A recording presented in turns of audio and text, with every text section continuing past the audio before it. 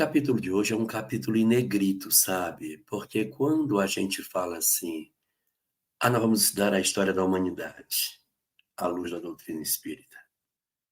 Então, o capítulo dos migrados, ele é muito importante. O estudo dos egípcios é um negócio muito forte. Dos árias. Então, essa passagem por esses povos que construíram a estrutura da nossa civilização é sempre um capítulo extremamente forte, até porque a Grécia, ela forjou basicamente o conhecimento do Ocidente. O ideário que a gente tem hoje está muito apoiado no pensamento grego. Então, ter hoje a oportunidade da gente estudar a Grécia é um capítulo assim, em negrito mesmo, para a nossa noite de hoje. Eu estou muito feliz de estar hoje aqui tendo essa oportunidade. Vamos ao vídeo.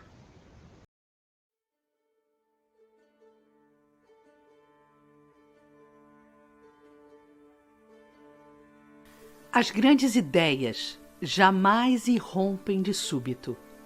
As que assentam sobre a verdade sempre têm precursores que lhes preparam parcialmente os caminhos. Evangelho segundo o Espiritismo, Introdução. O semeador saiu a semear. Examinando a maioridade espiritual das criaturas humanas, o Cristo, antes da sua vinda, povoou a Grécia de artistas e pensadores eminentes no quadro das filosofias e das ciências. Grandes mestres do cérebro e do coração formam escolas numerosas na Grécia que assumia a direção intelectual do orbe, a maturação do pensamento e direção à verdade. Do círculo retraído e isolado dos templos, os ensinamentos ganham a praça pública. A multidão de jovens corações recebem o saber para a edificação do homem espiritual. Todo historiador é um profeta que vê correr o fluxo da história. Pode prever os comportamentos cíclicos viciosos ou virtuosos do homem em sua escalada evolutiva. Nas doutrinas sociais, Atenas e Esparta desdobravam reflexos na linha do tempo com histórias e nações recentes. Os espartanos bélicos de Licurgo, vivendo a existência absoluta do Estado, instauravam a política do cerceamento e do totalitarismo. A Alemanha e a União Soviética repercutiam em expressões revitalizadas esses mesmos descaminhos. Atenas, ao contrário, moldava o berço da democracia. A democracia, composta por demos, que significa povo, e kratos, que significa poder, sistema político que resguarda aos cidadãos o direito à participação política. Solon alçava a democracia à aristocracia intelecto-moral, mostrando que é possível realizar que muitos consideram quimeras, reformando os sistemas sociais e protegendo as classes pobres e desvalidas e o trabalho, fomentando o comércio, as indústrias, a agricultura. Uma Grécia, berço do amor à liberdade, dedicação à cultura e às artes, influência positiva para o mundo em culto à vida, criação e beleza. Na era clássica, Pitágoras, Xenófanes, Ésquilo, Eurípides e Aristóteles. Estética e ética, instaurada por precursores do Cristo, trabalhadores da evolução humana, servos fiéis da verdade. experiências sociológicas que evidenciavam a diferença entre o joio e o trigo, um contraste necessário para fazer o conhecimento entre a boa e a má semente. Deixai crescer ambos juntos até a ceifa, e no tempo da ceifa direi aos ceifeiros: recolhei primeiro o joio e atai-o em molhos para queimar. O trigo, porém, reuni no meu celeiro. Mas a incúria humana prevalece em alguns episódios. A boa semente foi condenada. Aquele que trazia com a resplandecência do trigo semeado luz à praça pública, em maêutica de amor e sabedoria. Sócrates foi condenado por ensinar liberdade. Foi preso e vilipendiado aquele que com a sua palavra confundia os espíritos mesquinhos da época e fazia desabrochar florações de sentimentos novos na cultura da Grécia Antiga. Atenas, o cérebro do mundo de então, apesar de seu vasto progresso, não consegue suportar a lição avançada do grande mensageiro de Jesus. A grande revolução da alma humana, o drama e a tragédia grega, o convite à reflexão do mestre de Platão, Antístenes e Xenofonte, viu a adulteração de sua filosofia pura, precursora dos princípios cristãos, se juntar ao joio com a ganga das paixões terrestres, enveredando às vezes por complicados caminhos políticos. Em provação coletiva, a Grécia vê ruir seu império sob a cumplicidade com o egoísmo humano. O povo nobre e culto, fornecendo escravos valorosos e sábios para a máquina expansionista e ambição de Roma. Nas galeras suntuosas, sob o símbolo da águia, os filhos de Atenas compartilhavam com as águas da iniquidade seu saber e suas elevadas noções da vida, do amor e da justiça. Entre as penas humanas, a mais dolorosa é a de prever muitas coisas e não poder fazer nada. Heródoto, historiador grego. A boa nova, ainda em pano de fundo, ecoaria na Palestina tempos depois, às margens do Tiberíades, renovando o convite que perdura até os dias de hoje. Sob os auspícios do sábio Sócrates, a vida futura e a noção da imortalidade da alma, em frontão da verdade, repercute por todos os tempos e eras da humanidade a caminho da luz.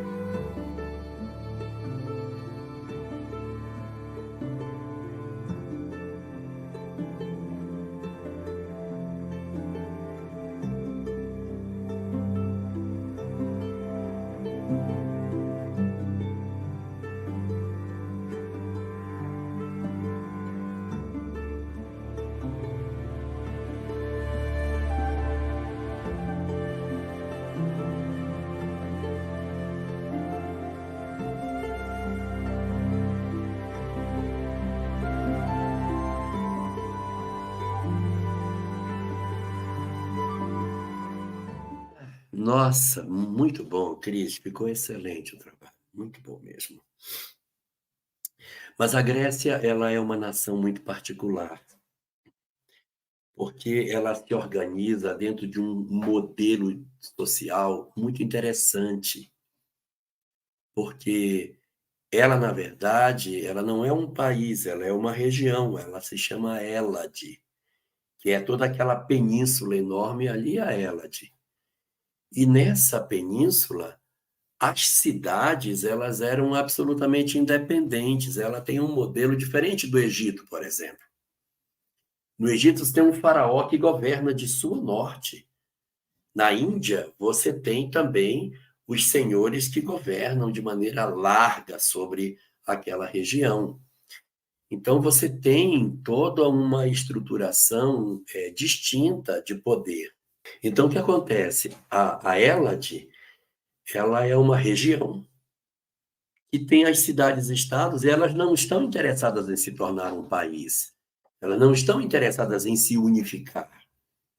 É uma proposta de governança muito diferente do que a gente viu em outras regiões do planeta. Então, nasce do seguinte modelo: nesta região, uma determinada cidade se organiza com um modelo social. Ali, no outro lugar, eu tenho uma outra cidade totalmente independente dessa, dentro da Hélade, que é a região lá da península. E aí, naquela outra cidade, é outra estruturação social, é outra maneira de governança, é tudo absolutamente diferente, só a língua que é a mesma, mas eles não têm traços de identidade cultural, a cultura é totalmente distinta. Então, você pega a Grécia, você pega Corinto, você pega Esparta e outras cidades daquela região do Peloponeso e da própria Hélade como um todo, elas todas tinham uma maneira muito própria de viver, e isso é muito singular, porque nós estamos agora falando de um povo que se organizou de maneira distinta em cada cidade e estado que foi fundado, o que difere do Egito, que difere da Índia, que difere dos outros povos que a gente já teve a oportunidade de visitar nos nossos estudos. E é interessante, Elahá, quando você fala isso, porque quando a gente se debruça sobre a história grega, a gente vai perceber que alguns contextos já estão muito mais avançados. Emmanuel sublinha isso em alguns momentos do texto, né? Mas para a gente começar a nossa reflexão, assim, destacando alguns pensamentos de Emmanuel aqui. Primeiro que ele coloca nas vésperas, como primeiro subtítulo, nas vésperas da maioridade terrestre. A gente vai ver o Egito Antigo, trazendo uma larga contribuição, mas o conhecimento, aquele sentimento, aquela reflexão acerca da espiritualidade, em busca de uma verdade com o V maior, né, que eu costumo falar, no Egito ainda estava circunscrito aos templos, aos iniciados. É a mesma coisa na Índia, né? E na Grécia, a gente vai ver que essa tradução dessa mensagem, a tradução desse conhecimento, ganha praça pública. Com Sócrates e com tantos outros filósofos que, através do sistema da maêutica, né, que era aquele sistema proposto da reflexão, da pergunta e da resposta, né, da incitação à pergunta para que os indivíduos pudessem refletir e haver ali um espaço filosófico para se chegar a um consenso, essa prática é algo muito característico da Grécia Antiga. E não é à toa, meus amigos, que Kardec, depois, no século XIX, vai adotar esse mesmo sistema de perguntas e respostas na sua inter-relação com o não material, né? com os espíritos, com o mundo espiritual. Então, a gente percebe, nós até tocávamos essa impressão, né, Elahá, nos bastidores, que há, né, dentro de um fio condutor, de uma linha do tempo, uma similitude, um paralelismo muito grande entre a Grécia e a França do século XIX. Né? Alguns até defendem a ideia de que muitos gregos teriam reencarnado depois, séculos depois, na França, estavam presentes ali no momento da eclosão da terceira revelação, porque existe muita semelhança, existe muita similitude, né? A Grécia cuidava da estética, cuidava do belo, cuidava da beleza, cuidava das artes, era uma das vocações daquela civilização, como a França também, né? Onde eclodiu, né, o impressionismo, onde eclodiu os resultados do renascimento na arte, né, na plástica. E a gente vai ver que os franceses tiveram um grande missionário, que foi Allan Kardec, que traduzia a espiritualidade. E os gregos também tiveram de igual monta um grande missionário, Sócrates, que traduzia a espiritualidade. Se der tempo, no finalzinho da nossa live, a gente vai mostrar essas semelhanças num trabalho que a gente preparou, né, Larra? Mas é isso, né? O que você acha dessa impressão aí? Isso é muito interessante, sabe? Mas eu queria puxar um ponto antes da gente comentar sobre Sócrates e sobre essa discussão da maiêutica socrática e tudo mais. Eu queria puxar um pouco mais para trás na estruturação do ideário grego, sabe? Porque, assim, eu não estou falando mal dos egípcios, não. Também não estou falando mal dos hindus. Não estou falando mal. Mas é impressionante a quantidade de gênios que chegaram nesse lugar. É lógico que a gente tem arquitetos incríveis no Egito Antigo, fazer aquelas pirâmides, é um negócio impressionante. Mas a quantidade de gênios que se concentrou na Grécia é um negócio absurdo. E eles não eram de uma área só. Então, tudo estava por ser construído. Não tínhamos ainda nem as ciências, de certa maneira, organizadas. E aí você vai ter grandes matemáticos. Onde? Onde estavam os matemáticos do mundo antigo? Estavam na Grécia. Ali você vai ter Pitágoras, você vai ter Eratóstenes, você vai ter Arquimedes. Nossa, esses caras eles eram incríveis. O que Pitágoras fez, o que Arquimedes fez, o que Eratóstenes fez, o que, meu Deus, Hierofontes fez, é um negócio incrível. Esses caras eles eram matemáticos e eles conseguiam fazer coisas impressionantes. A gente, quando chega no ensino fundamental, lá no 7º ano, vai aprender assim, né? Quadradinho mais 2 quadradinho igual a 3 quadradinho, menos depois vai virar x. 3x menos x é igual a 4, então qual é o valor de x e tal. Isso foi construído na Grécia. O surgimento da matemática, tanto da aritmética como da álgebra, aritmética, álgebra e trigonometria, geometria, tudo nasce na Grécia. São ramos diferentes da matemática, todos nascidos ali. Você tem Tales de Mileto, que vai fazer a análise dos ângulos, aquela coisa toda. Então, a genialidade matemática deles é um negócio espetacular. Você tem contributos impressionantes da matemática oferecidos pelos gregos. Aí você sai da condição da matemática e anda para o rumo de outras ciências, você vai encontrar. Você vai para a astronomia. Tem um monte de grego astrônomo que olhavam para os céus e começavam a discutir as estrelas, a movimentação dos astros. É um negócio... É difícil você dizer assim, meu Deus, como que pode? Se você não tem, Cris, um conhecimento de espiritualidade, você diz assim, eu não consigo entender como é que tem esse pessoal todo lá.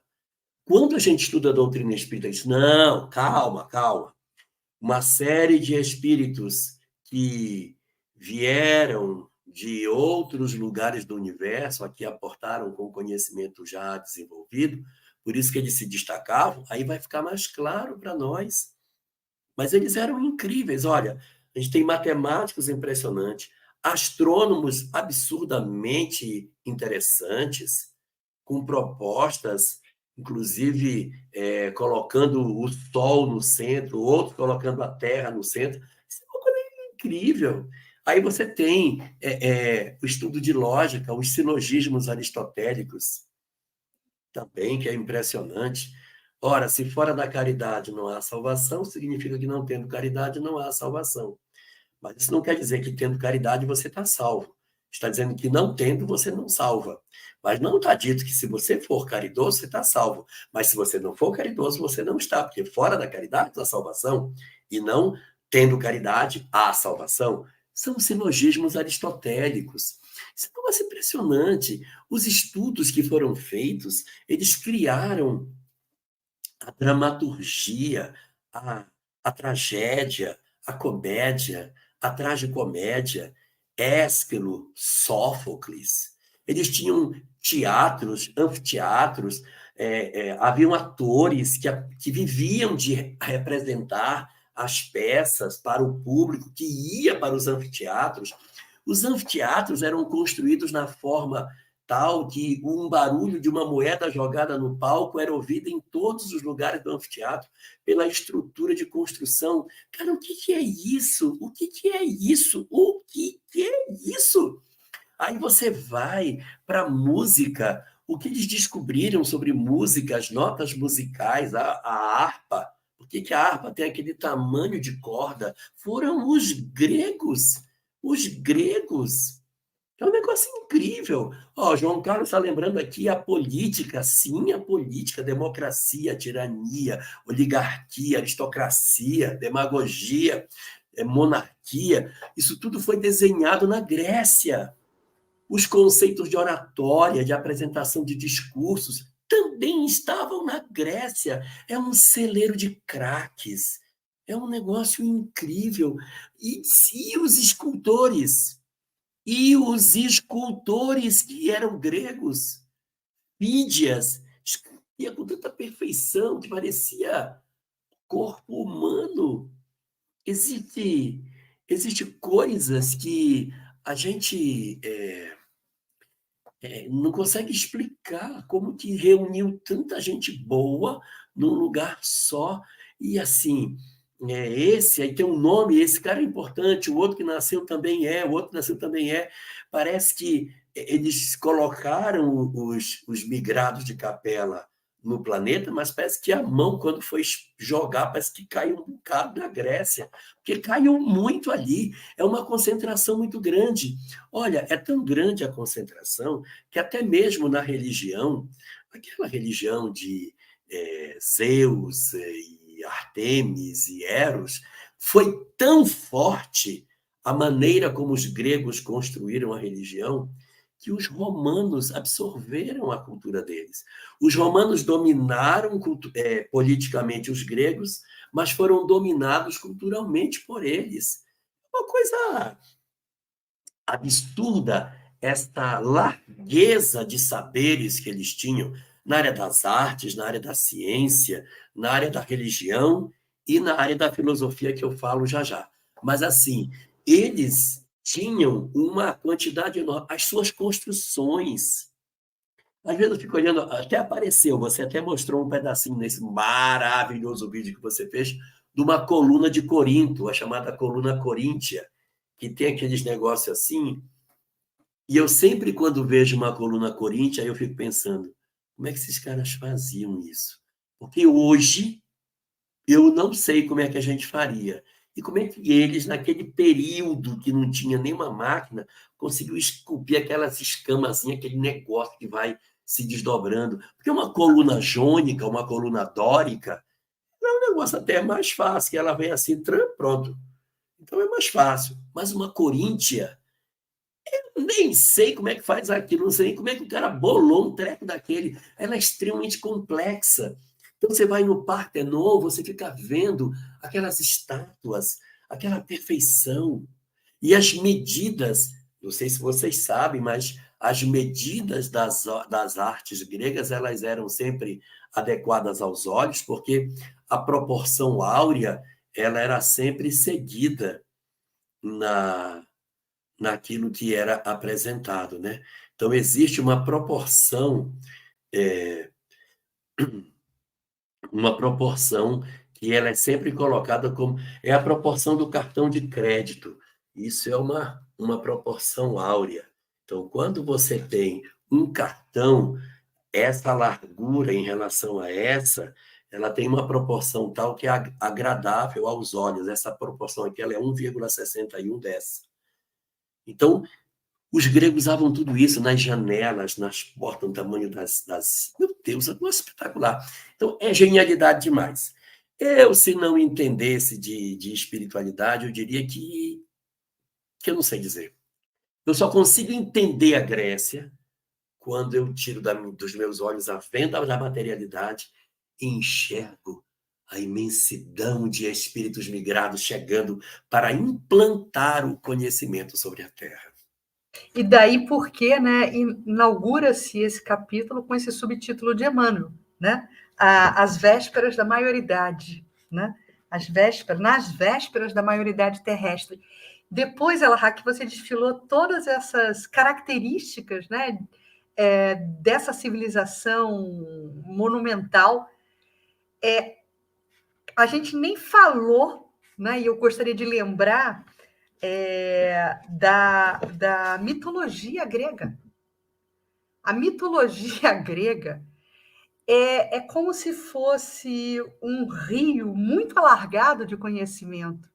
Porque quando a gente pega, por exemplo, Sófocles, né, com a tragédia grega de Édipo, por exemplo, só pegar um exemplo, quanto de ensinamento, quanto de conteúdo, quanto de convergência tem nessa tragédia, nesse teatro, né, mitológico, que nos fala da questão da necessidade do autoconhecimento, porque quando o filho se descobre em incesto com a própria mãe, e isso é revelado pelo pai, pelo rei, qual é a tendência daquela pessoa que acaba de cometer o ato, né, contrário à lei divina? Ele se cega, porque ele não consegue enxergar a verdade, ele não consegue lidar com a verdade.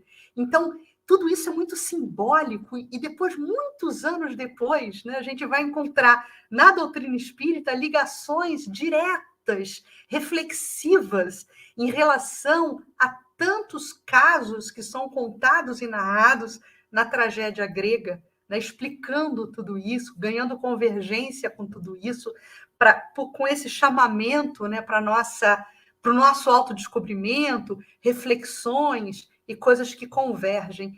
Então, realmente, a matéria-prima desse conhecimento que ultrapassava em muito as questões materiais, essa matéria-prima nos foi ofertada pela civilização grega, sem sombra de dúvidas, Elahá. Inclusive, você puxou aí a história do Édipo, né? Então, a história, vou contar aqui um minutinho. O pai dele, Laio, quando jovem, se apaixonou por um rapaz. E o pai desse rapaz era um rei, que não queria que o filho tivesse o relacionamento com Laios. E por isso ele pediu que uma maldição caísse sobre Laios. E a maldição seria: você vai ter um filho, seu filho vai matar você e vai casar com sua mulher. Foi uma maldição que o pai do outro fez em função do relacionamento que eles tinham tido. Aí Laios vai, casa com Jocasta e se torna também rei na cidade onde ele vivia. E ele não estava em casa quando Édipo chega na cidade e vence a Medusa, na entrada da cidade, quando ela faz aquela pergunta, né? Qual é o animal que de manhã anda de 4 patas, de tarde com 2 e à noite com 3? Ele diz que é o homem, que é de 4, depois em pé e depois a bengala. Aí ela dá um urro e se joga num penhasco, e ele ganha como mérito casar com a mulher, que era a Jocasta. No caminho, indo, ele encontra Laios e ele mata Laios sem saber que ele estava matando o próprio pai. Então ele mata o pai sem saber, casa com a mãe. Mais tarde ele vem saber que ele havia casado com a própria mãe. E aí é quando ele se cega. Então é uma tragédia grega. Mas o que tem escrito aí atrás? Planejamento reencarnatório, mediunidade, não é? Tem uma série de fenômenos aí escondidos por trás disso. E isso é muito bonito, isso é muito interessante. Mas eu queria mostrar um negócio aqui, não sei se dá para eu mostrar, posso mostrar um negócio aqui que eu andei fazendo? Eu não sei fazer vídeo, Cris, não sei fazer. Mas eu fiz um apanhado aqui, botei num papel assim, escrevi, para de repente a gente ter uma noção de algumas coisas que eu acho que seriam interessantes a gente discutir hoje. Aí eu vou tentar, Denise, ver se eu consigo colocar. Vamos ver se eu consigo colocar esse trem aqui. Oremos. Sursum corda. Como é que faz, meu Deus? Eu acho que é assim que faz. Vocês estão vendo o que eu estou vendo? Estão vendo? Estamos vendo, tá um pouquinho, as letras são estão um pouco pequenas. Pequenas? Vê se você consegue dar um É? zoom aí. Uhum. Se Vamos você ver se eu conseguir. consigo. Agora foi. Agora eu estou lendo melhor. Muito bem. Então, assim, a gente falou muito de matemáticos, astrônomos, e poetas e dramaturgos, etc.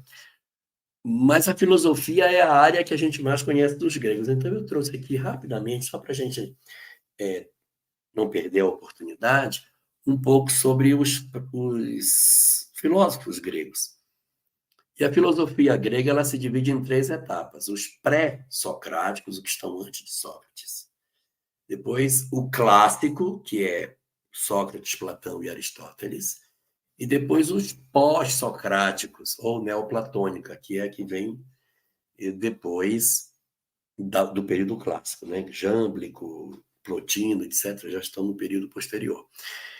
Mas os interessantes de hoje, que eu queria destacar, são os pré-socráticos, porque eles têm muito a ver com a ideia da cultura grega, porque depois há muita presença do pensamento cristão, e aí a gente vai ter tintas cristãs sempre sobre a filosofia grega. Eu trouxe aqui um pouco dos pré-socráticos, os que existiram antes de Sócrates. Eles se dividiram em várias escolas. Havia uma escola que tratava especificamente sobre a vida, havia uma escola que era a escola dos atomistas, havia uma escola que era a escola dos místicos, tinha a escola dos eleáticos. Então, eram essas escolas que tinham. Olha como era interessante. Na escola que tratava da vida, eu trouxe aqui alguns desses caras. O primeiro deles é Tales de Mileto, primeiro deles, que foi o professor, o mestre de Anaximandro. Anaximandro foi o mestre de Anastístenes. Então, cada um foi mestre do outro. Aí tem um outro que eu não consegui achar o nome dele, mas tem um quarto, também pré-socrático, e depois tem Empédocles.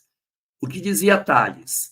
Tales dizia que a vida veio da água, porque tudo que é vivo tem água, pode observar. Tudo que está vivo, quando você mata, sai um fluido de dentro. Então, para Tales, a vida surgiu da água e, por isso, tudo que é vivo tem água. Então, ele notava que a vida havia surgido da água, como mais tarde a ciência iria mostrar. Sim, a vida veio da água. Então, Tales dizia, a vida veio da água e o elemento essencial para que exista vida é água, porque o animal, quando ele está seco, ele está morto. Não tem animal que esteja seco, que esteja vivo. Tem que ter água dentro do animal para que ele esteja vivo.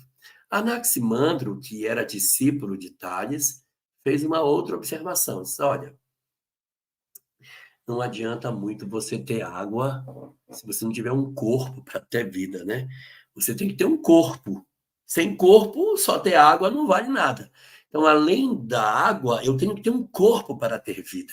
Porque todo animal não é só água, todo animal tem corpo também. Então, eu preciso dos elementos da terra para formar o corpo. Por isso, tudo bem, a água é importante, mas terra ou corpo é essencial. Anaxímenes, que foi discípulo de Anaximandro, dizia o seguinte: não é a terra, na verdade é o fôlego, porque tudo que está vivo respira, não tem nada que esteja vivo que não respira. E se você perceber, tudo aquilo que para de respirar morre. Então eu posso ter água no meu corpo, eu posso ter um corpo, eu posso ter tudo, mas se eu não estiver respirando, morreu. Tanto que eu posso encontrar um cara morto, ele está cheio de líquido dentro, ele ainda tem o corpo, mas se ele não estiver respirando, ele não está vivo. Então, o que faz existir a vida é o sopro, o ar entrando e saindo. Por isso, o ar é o elemento fundamental para que a gente perceba a vida, o respirar das criaturas. Aí tem um quarto que disse: não, pode ter água, pode ter terra, pode ter ar, mas se for gelado, não tem jeito. Todo animal que está vivo é quente. O animal, quando ele está morto, ele fica frio. Então, o que faz a vida, na verdade, é o calor, é a chama da vida. Existe como que um fogo divino dentro de nós para dizer que existe vida. Então, um falava que era água, um falava que era terra, outro falava que era o ar, e o outro dizia que era o calor, que era o fogo. Aí foi quando Empédocles apareceu e disse: não, são os 4 elementos: terra, fogo, água e ar. Foi assim que surgiu do pensamento desses filósofos. Existia também, na época, um outro grupo de filósofos que não discutia isso. Eram os chamados atomistas. E nós temos um deles, que não é bem um atomista, mas eu botei como atomista, porque ele tem algumas coisas próximas dos atomistas. Anaxágoras, ele defendia, veja se vocês conhecem alguma coisa que Anaxágoras falava. Ele dizia que o mundo foi criado por uma inteligência suprema. Essa é a expressão dele. Uma inteligência suprema criou o mundo. Depois ele disse que o mundo era feito de partículas que se combinam e se recombinam. Lembram de Lavoisier? Pois ele disse algo parecido com Lavoisier. Anaxágoras dizia: nada se cria e nada se destrói, apenas se recombina. Não é muito doido isso? Um cara na Grécia Antiga falar que na natureza nada se cria e nada se destrói, ou seja, nada se cria, nada se perde, ao invés de tudo se transforma, tudo se recombina. É a cara de Lavoisier isso. Mas existia um pensador, esse sim é verdadeiramente atomista. Ele dizia que o mundo era formado de partículas muito pequenas que a gente não percebia e que eram partículas indivisíveis. E por isso ele chamava essas partículas, porque tomo em grego significa parte, pedaço. Isso é um tomo. Tomo 1, tomo 2, é parte 1, parte 2. Então, tomo significa parte. Átomo, indivisível. Então, ele criou a ideia de que a gente não via, mas os nossos corpos e tudo que existe é formado a partir de elementos indivisíveis, os átomos. E ele é o criador dessa tese, Leucipo. E Leucipo teve um discípulo chamado Demócrito. Demócrito dizia que o mundo visível é feito de partículas invisíveis e indivisíveis. Esses caras tiravam essas ideias. E ele ainda disse mais, que no universo só existe átomos e vazio. Ou seja, ou é átomo ou é um vácuo. E é isso que hoje a ciência diz, é verdade, é verdade. Só existe átomos e vazios. Aonde não tem átomos, existe um grande vazio. Isso é impressionante. Eles eram realmente uns caras incríveis. Todos esses são anteriores a Platão e, evidentemente, a Sócrates. Havia um outro braço, que era o braço dos místicos. Pitágoras é o grande representante. Quem não conhece Pitágoras? Pitágoras dizia que a vida pode ser explicada a partir de números.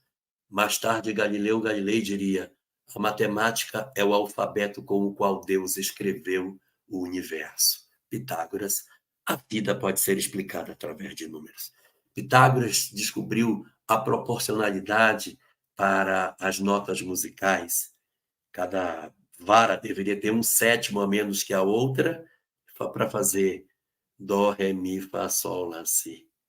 E ele criou, assim, as notas musicais, a estrutura da música. Ele fez o teorema de Pitágoras, em que o quadrado da hipotenusa é igual à soma do quadrado dos catetos. Possuía uma escola chamada Escola Pitagórica, que estudava a reencarnação, estudava a vida no mundo espiritual. E as pessoas, para ingressarem na escola de Pitágoras, tinham que trazer na mão desenhado um pentagrama, aquela estrela de 5 pontas. E aquilo ali era um estudo incrível, porque da estrela de 5 pontas sai o tamanho das cordas da lira para fazer as notas musicais. Então, dali, ele ensinava a seus discípulos uma série de coisas interessantíssimas. Pitágoras era da cidade de Samos. Então, toda mulher que nasce em Samos é chamado de Sâmia. Então, Pitágoras foi filho de uma Sâmia. E interessante que havia umas profecias sobre Pitágoras, dizendo que, num dado momento, uma virgem dará à luz e os deuses então se farão entre os homens e renascerão, e os deuses tomarão forma humana. E foi assim que nasceu Pitágoras, segundo essa leitura. E tinha uma última escola, que era a escola dos eleáticos. Esses eram vários, né? Então, nós tínhamos Heráclito. Heráclito era aquele que dizia que só o que há de permanente é a mudança. Heráclito achava que tudo era um processo de eterna mudança, estava tudo, só o que há de permanente é a mudança. Eu coloquei aqui ele como eleático, mas ele é opositor à escola eleática. Eu botei ele aqui porque ele ficou sozinho, aí eu joguei ele aqui. Ele era o grande opositor de Parmênides. Parmênides dizia o que é e o que não é e nunca chegará a ser. Então, ele tinha uma briga danada com Parmênides. Ele dizia que um homem nunca se banha nas mesmas águas do rio. Se o homem for hoje e ele tomar banho, quando ele for tomar banho amanhã, ele não é o mesmo homem. Aí Parmênides, claro que é. Ele vai hoje, ele vai amanhã, o rio é o mesmo, o homem é o mesmo. Não é. O rio não é o mesmo, porque o rio está passando a água que ele tomou banho hoje não é a água que ele tomou banho ontem, então não é a mesma. Então, se o homem tomar 2 banhos no rio, não é a mesma história. Aí o que Parmênides fez? Foi no rio, tirou a água, botou na tina, e aí ele tomou banho, e no dia seguinte ele chamou Heráclito e disse: ontem eu tomei banho nesta água, e hoje eu vou tomar banho nela de novo. Plaf! E pulou dentro e disse: para provar a você que você está errado. Um homem pode sim tomar 2 vezes o mesmo banho e nada mudar. A Heráclito disse: não, a água pode ser a mesma, mas o homem mudou.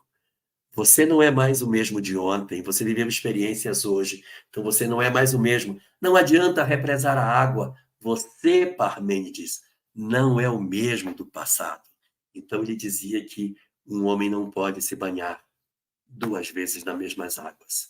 E temos também um personagem importante, que é Xenófanes, que era discípulo de Parmênides. Olha o que ele dizia: existe um Deus único e imutável. Alguém já ouviu isso em algum lugar? E na escola eleática também havia um personagem assim pouco conhecido, que era Zenão. Zenão, ele era um grande sofista, né?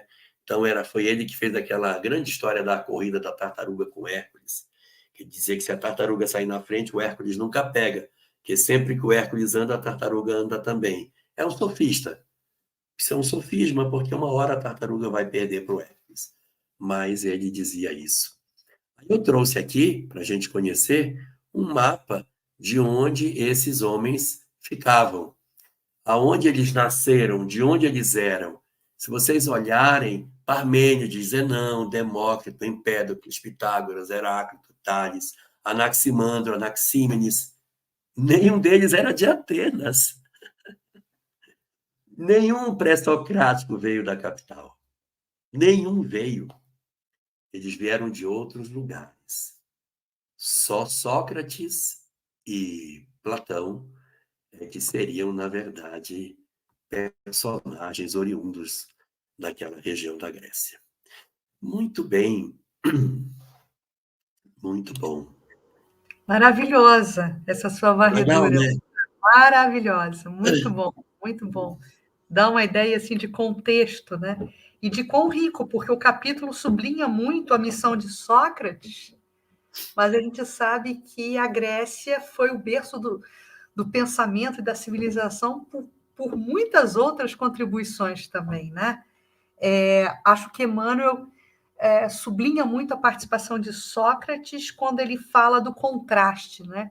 Quando ele compara Atenas com os espartanos, por exemplo, Sim. né, que adotaram uma outra filosofia de vida, que estavam em outro ritmo evolutivo e que elegeram o lado material do mundo, né, para as suas conquistas, enquanto que os atenienses estavam muito mais avançados e mirando ao alto, né, as conquistas espirituais também.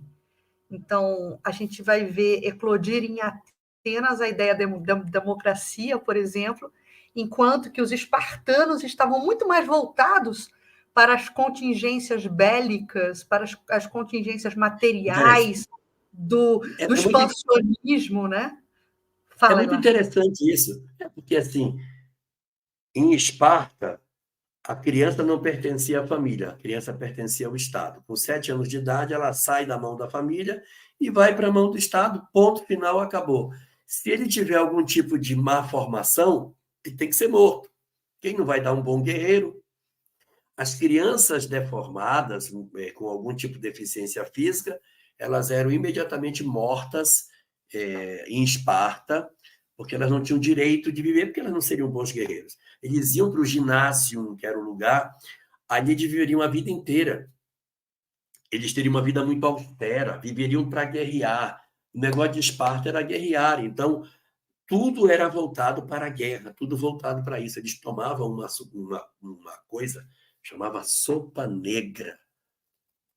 Era um negócio que eu não sei nem como é que chama aquilo, era tudo misturado, assim, é um treco preto que botava pedaço de porco, pedaço de sangue, pedaço disso, pedaço daquilo. E os espartanos eram, desde o começo, disciplinados a comer aquele treco. Esta era a ração que eles comiam. E não existia comércio, não existia arte, não existia cultura. Não, nós temos é que viver para a guerra. Então, nós tínhamos ali uma presença muito forte da visão da guerra. Aí você sai dali e vai para a Grécia, cara, você encontra um negócio totalmente diferente. Um negócio poético, cultura, poesia, democracia, uma visão totalmente diferente, o culto às artes, liberdade para as pessoas. Parecia que eram lugares da mesma região, da mesma Hélade. É uma coisa. E daí, né, Lahá, usando até uma palavra grega também, que Kardec vai usar naquele texto maravilhoso que ele tem em Obras Póstumas, as aristocracias, a gente vai ver que Esparta vai simbolizar e representar muito bem aquele recorte histórico que o nosso querido codificador faz nas aristocracias, quando ele narra o momento da aristocracia da força bruta, né, do guerreiro, do bélico, Aristos, A Kratos. primeira, né? É a Isso. segunda. A A segunda, a primeira dos segunda. A velhos. primeira é dos anciãos, Dos né? velhos, dos Dos velhos, velhos, anciãos. né? A Eu acho sabedoria. que eu me dava bem nessa primeira, hein? Puxa vida. Mas aí depois vem a aristocracia do nascimento, né? Depois da aristocracia da força bruta, aí a gente já vai deitar cabelo, como diz aí a expressão popular, nas dinâmicas europeias, né? Do feudalismo, né? Aqui fazendo conexão com o vídeo, que é exatamente isso que Emmanuel quis trazer, né? Essa simbologia, e que eu acabei traduzindo em joio e trigo, né? Querendo fazer aí uma junção com a parábola de Jesus, porque o joio crescia junto com o trigo nesse momento na Grécia, né? Os valores bélicos de Esparta, depois reproduzidos pela Alemanha, reproduzidos É, pela União é, Soviética, né? isso aí tem duas coisas que são importantes colocar. A primeira é que a obra é escrita em 1938. Ele Isso, não está exatamente. falando da Alemanha da Merkel. Não é a Alemanha de hoje, né? É aquela Alemanha prussiana, aquela Alemanha focada na ideia da E dominação. também praticava a eugenia, haja visto o Sim, nazismo, né? Então a gente vê essas ideias sendo reproduzidas, né? Sendo desdobradas historicamente, né? o que mostra que aqueles que não conseguiram, de certa maneira, se desembaraçar da terra para voltar, se reuniram num canto da terra. E a Alemanha parece ser um local bem interessante.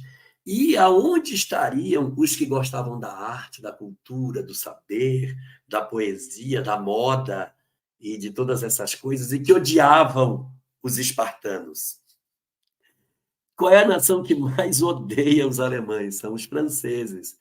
Então, você tem na França a excelente representação de Atenas, e você tem na Alemanha a excelente representação de Esparta, mas no contexto do ano de 1938, quando a obra foi colocada. Não quero que ninguém pegue descontextualizado para dizer, olha, a Alemanha de hoje é... Não, olha a Alemanha da época que a obra foi publicada. E isso depois a gente vai ver que tem outras nações, quando a gente for estudar o Império Romano, nações que gostam da águia como símbolo, e etc, etc, etc, nós também vamos encontrar outros elementos nesse sentido. Mas vamos falar de Sócrates, que o nosso tempo já até acabou. Nosso tempo acabou. Fazer uma varredura aí de Sócrates, mas vem comigo, Elahá. Não sei se o Denise pode projetar aí, a gente fez uma pequena compilação, um paralelismo, né, entre o pensamento socrático e o que nos entrega a doutrina libertadora e consoladora. Deixa eu perguntar uma coisa para você, Cris. Isso aí que você pegou assim, ou isso está em alguma obra, esse resumo da doutrina de Sócrates? Tá? Isso está em algum lugar da obra de Kardec? Olha o crédito lá embaixo, olha o crédito lá embaixo, está na introdução do Evangelho segundo o Espiritismo. Aliás, o que a gente vai falar agora é, de novo, só um voo rasante, tá, gente? Por favor, leiam, consultem o Evangelho segundo o Espiritismo, está na introdução, onde Kardec elege um capítulo especial na introdução, né, um segmento especial na introdução, para falar dessa similitude entre o pensamento socrático e aquelas ideias, né, naquela invasão organizada do século XIX, que o mundo espiritual estava nos presenteando com elas. Passa aí, Denise, para a gente o próximo slide. Ele começa, sempre o que a gente vai visualizar no slide destacado com o número romano, não o número grego, com o número romano, é o pensamento de Sócrates, e depois a tradução de Kardec. Eu busquei brincar aí um pouquinho com as palavras-chave. O homem é uma alma encarnada, isso diz Sócrates. O que diz aí a doutrina espírita, Elahá? Não se pode enunciar mais claramente a distinção e independência entre o princípio inteligente e o princípio material. Doutrina da pré-existência da alma. Exatamente. Próximo, Denise. A alma se transvia e perturba quando se serve do corpo para considerar qualquer objeto. Então, aquele, pois, que está de posse da verdadeira sabedoria, aquele que já conseguiu uma amplitude mais alargada do olhar espiritual, tem de isolar do corpo a alma para ver com os olhos do espírito. Então, é esse distanciamento, né, Elahá, que a gente fala da evolução do próprio espírito, né? Interessante demais. Isso está no pensamento socrático. Terceiro ponto, Denise, por gentileza. Enquanto tivermos o nosso corpo e a alma se achar mergulhado nessa corrupção, e é interessante como Sócrates usa as palavras, né? A corrupção, corromper aquilo que é perfeito, né? Corromper aquilo que é puro. Essa verdadeira acepção, filosofando aqui, da palavra corrupção. Nunca possuiremos o objeto dos nossos desejos, a verdade, que foi sempre o grande alvo, né? Então, o homem mergulhado na corrupção dos sentidos não alcança a verdade. Claro, é isso aí. E aí está, conclui Kardec, Elahá e amigos, o princípio das faculdades da alma, obscurecidas por motivo dos órgãos corporais, do peso da matéria e o da expansão dessas faculdades, a possibilidade da expansão dessas faculdades depois da morte. Mas trata-se apenas de almas já depuradas. O mesmo não se dá com as almas impuras. E Kardec, quando faz esses comentários, e aqui são comentários só parciais, o dever de casa continua, para vocês consultarem lá a introdução do Evangelho. Mas ele vai citando trechos das obras, né, O Céu e o Inferno, no caso, primeira parte, capítulo 2, que vai falar justamente das faculdades da alma. Quarto, Denise. Lê aí para a gente, vai lá, reencarnação. A alma impura neste estado se encontra oprimida e se vê de novo arrastada para o mundo visível pelo horror do que é invisível e imaterial. Exatamente. Então, os espíritos faltosos, novamente, são convidados a reencarnar para esse processo de depuração. E comenta Kardec, não somente o princípio da reencarnação se acha, nesse momento, no pensamento socrático atestado, claramente expresso, mas também o estado das almas que se mantém sob o jugo da matéria, perpetuando essa questão do retardar da evolução, né? É descrito qual o mostra o Espiritismo nas evocações. Então, Kardec se lembrando aí do processo maêutico que ele fazia nas reuniões mediúnicas no processo da codificação espírita. Próximo, Denise, por favor. O quinto item, após a morte, após a nossa morte, o gênio, daimon, demônio, daí vem a palavra demônio, que nos fora designado durante a vida, olha, um daimon, um demônio designado durante a vida, que nos acompanha, leva-nos a um lugar onde se reúnem todos os que têm de ser conduzidos ao Hades para serem julgados. Então, é como se um daimon nos acompanhasse até aquele momento de julgamento ou purgatório, e as almas, depois de haverem estado no Hades, o tempo necessário de reflexão, vamos nos lembrar de Nosso Lar, André Luiz, né, logo após a sua desencarnação, são reconduzidas a esta vida em múltiplos e longos períodos. Então, é novamente aquele mergulhar na carne para novas experiências. Elahá, o que atesta Kardec? Lê aí para a gente, por gentileza. É a doutrina dos anjos guardiães, ou espíritos protetores, e das reencarnações sucessivas. Em seguida, na sequência do texto aí, há intervalos mais ou menos longos de erraticidade. Isso. Após isso, temos o item 6 desse pensamento de Sócrates, apontado na introdução do Evangelho, que vai nos falar da mediunidade, né? Uma das premissas aí básicas doutrinárias do Espiritismo, falando que esses demônios ocupam o espaço que separa o céu da terra, ou seja, falando aí do mundo espiritual. Sócrates, meus amigos, 500 anos antes de Cristo, constitui um laço que une o grande todo a si mesmo, né?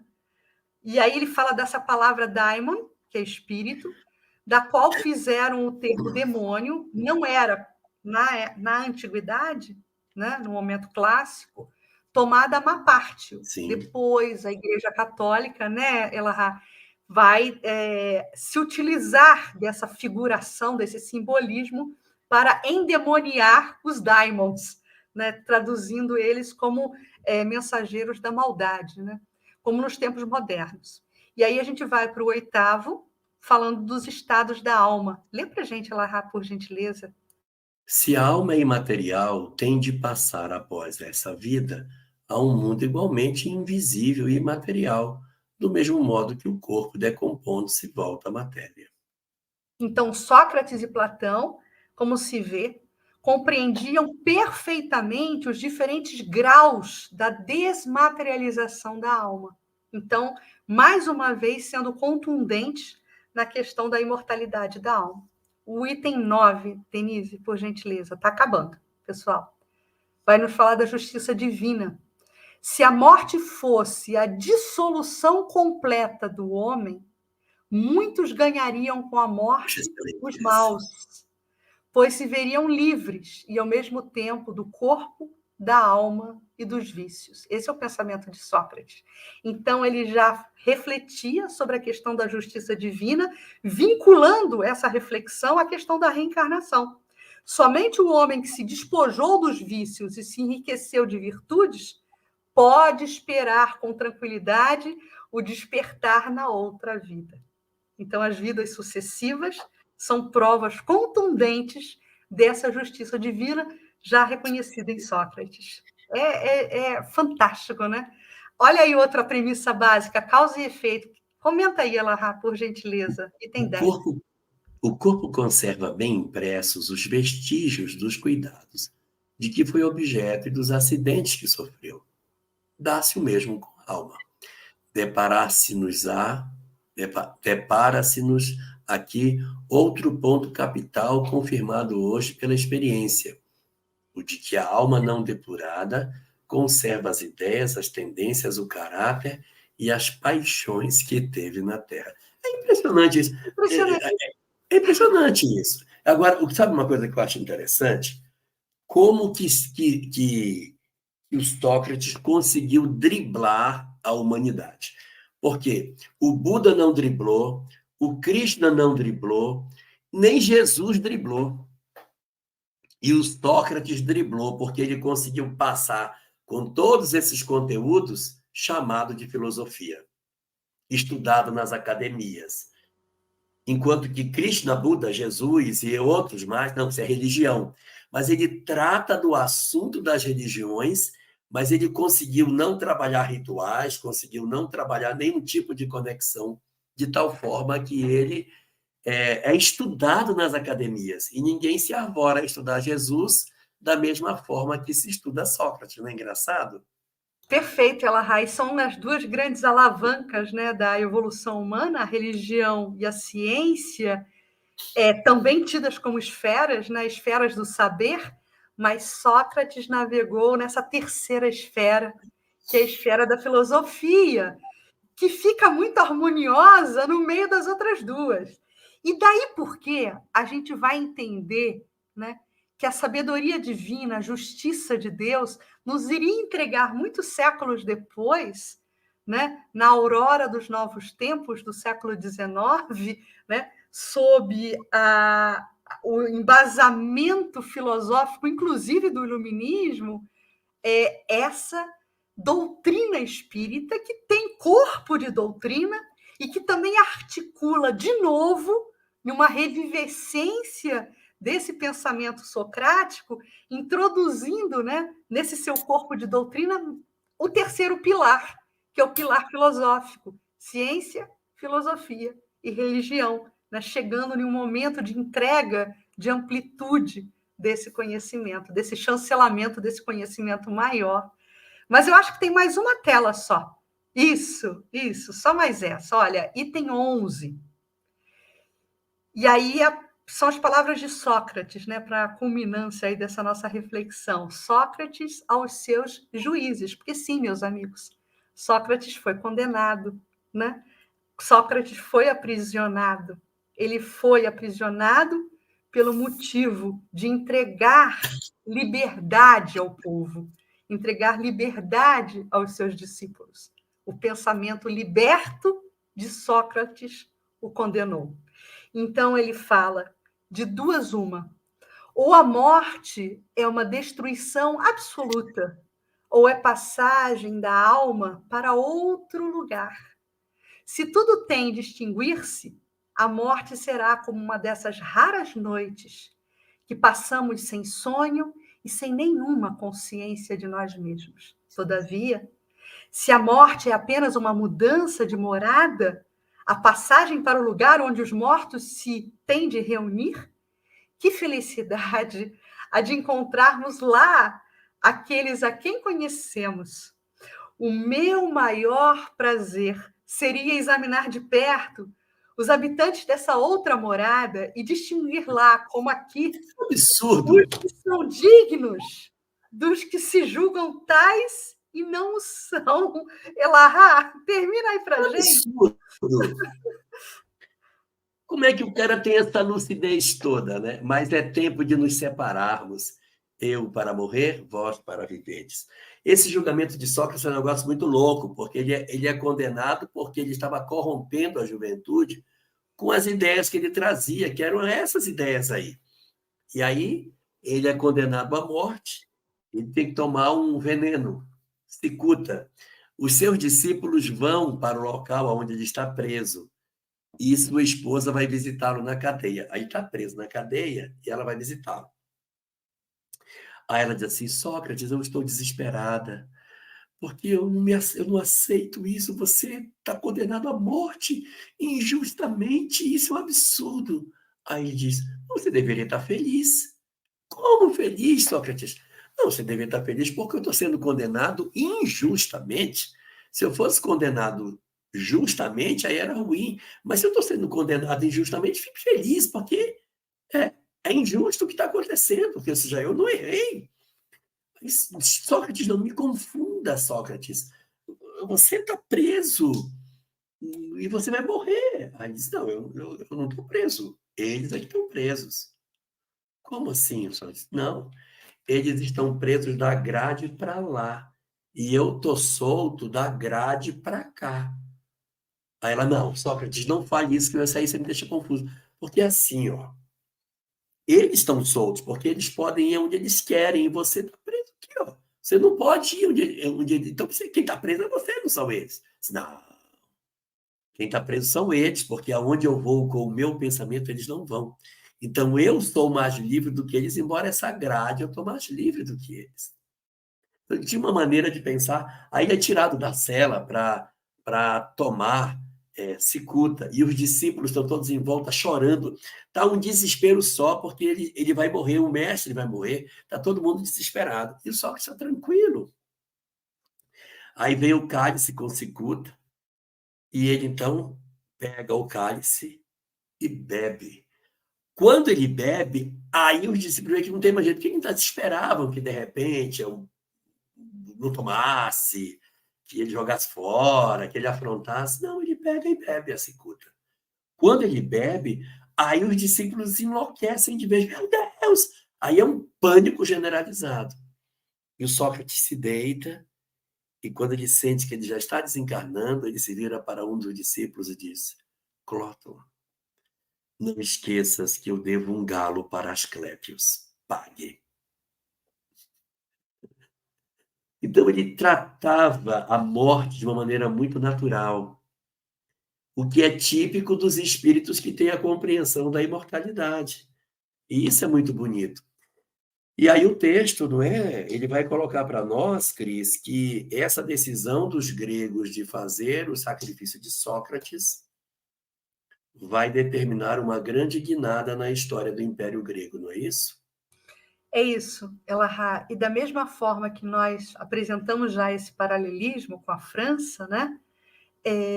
Emmanuel defende essa ideia, né, de que os gregos eles não agasalharam a ideia, né, e daí porque entraram num processo de declínio.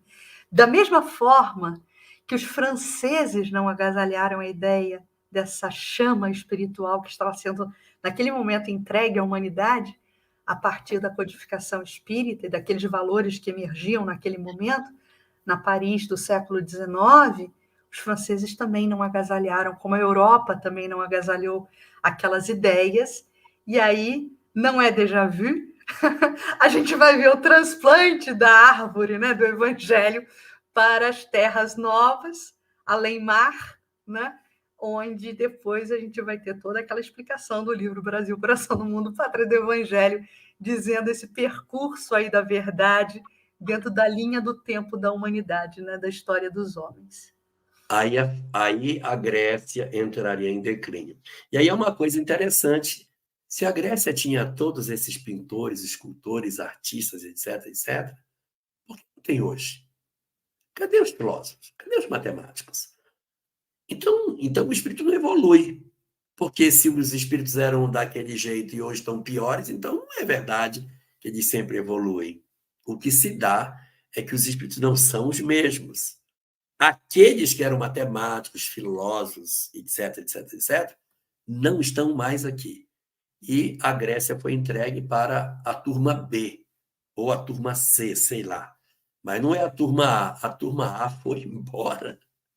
E aí a filosofia, a matemática, a dramaturgia, a escultura, a música, a filosofia, foi tudo embora com eles. Mais uma prova, Denise, mais uma prova, Cris, Druxy, de que sim, o espírito é que manda na história. Não somos as nossas expressões carnais, mas a chama que pensa é que verdadeiramente comanda o fio da história. Cris, você faz a nossa prece final hoje? Faço sim. Então vamos elevar os nossos pensamentos nesse momento, preenchidos com muita gratidão. Gratidão de estarmos aqui entre amigos, né? Amigos tão queridos, com tanto significado, né, dessas presenças. Queremos agradecer a oportunidade de refletirmos sobre todas essas bênçãos que recebemos na construção da história da humanidade, porque é inequívoco o sentimento que temos e a certeza que ganhamos de uma tutela, de um amor imenso de Deus por todos nós, nos amparando, configurando oportunidades de recomeços, provas, expiações, legados, ensinamentos, mas sempre a partir da luz que Ele, enquanto Criador, irradia sobre o mundo, sobre a Terra, sobre esse lindo planeta azul. Tivemos prepostos daquele que foi o grande mensageiro dessa lei maior, seu filho, que esteve em um processo de imensa renúncia entre nós, como governador do planeta, tendo sido o grande orquestrador de todos esses espíritos amigos, precursores dessa boa nova, onde há sempre a vigência da lei do amor e da sabedoria como grandes balizadores do comportamento. Muito obrigada ao Pai, nosso Criador, ao Mestre Jesus, nosso irmão maior, e a todos esses precursores que nos auxiliam ao nosso burilamento espiritual a caminho da luz. Muito obrigada. E que estejamos juntos no próximo encontro, aqui nesse espaço da Fé Ego. Graças a Deus.